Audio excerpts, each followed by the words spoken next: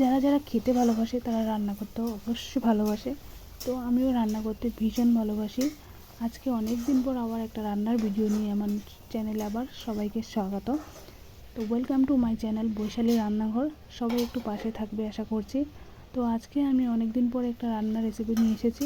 আজকের রান্নাতে ছিল বাঁধাকপি ভাজা। সবসময় সাধারণত আমরা বাঁধাকপি, টমেটো কুচি, মটরশুঁটি, আলু দিয়ে রান্না করি সবজি। বাট আজকে আমি বাঁধাকপি ভাজা করব।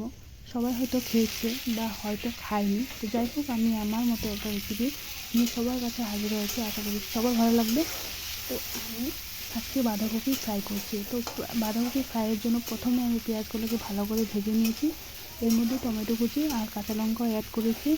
তারপর বাঁধাকপিগুলোকে সবসময় আমি যখন সবজি রান্না করি তখন একটু ভাপ দিয়ে নিই, ভাপ দিয়ে জলটা ফেলে দিই। কিন্তু আজকে আমার সময় একটু কম ছিল বলে আমি কাঁচা বাঁধাকপিগুলোকে এর মধ্যে অ্যাড করেছি। কোনো ভাপ দিয়ে জল ফালাইনি।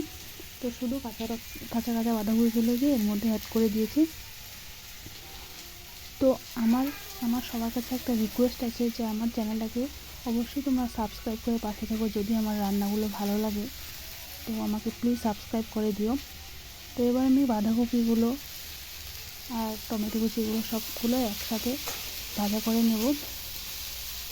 আর এটা সত্যি বলতে গেলে আমার তো ভীষণ ভালো লেগেছে। অবশ্যই তোমরা বাড়িতে করে খেতে পারো, তোমাদেরও ভালো লাগবে আমি বলছি।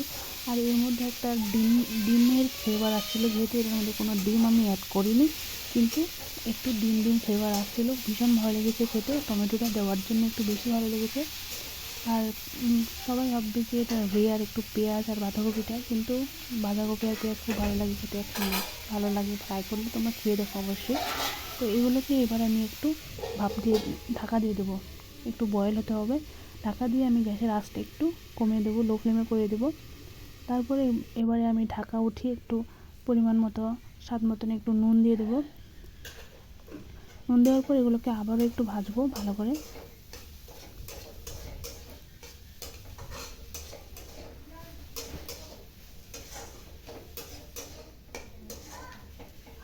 এবারে আমি নুন দেওয়ার পর এগুলোতে আবার আমি একটু পরিমাণ মতো হলুদ গুঁড়ো দিয়ে দেবো।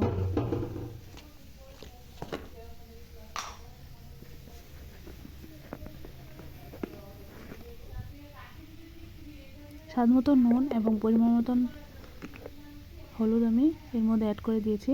এগুলোকে আবার একটু ভাজা করে নেব ভালো করে নাড়িয়ে। তো আজকের মতো আমার ভিডিওটা এটাই ছিল। এতটুকুই আজকে আমি রান্না করছিলাম। তো তোমাদের সবার সামনে একটু শেয়ার করেছি। অবশ্যই তোমাদের ভালো লাগবে, তোমরা বাড়িতে রান্না করে খেও। আর ভিডিওটা কেমন লাগলো অবশ্যই কমেন্টে জানিও। তো আজকের মতো টাটা, বাই বাই, সবাই ভালো থেকো।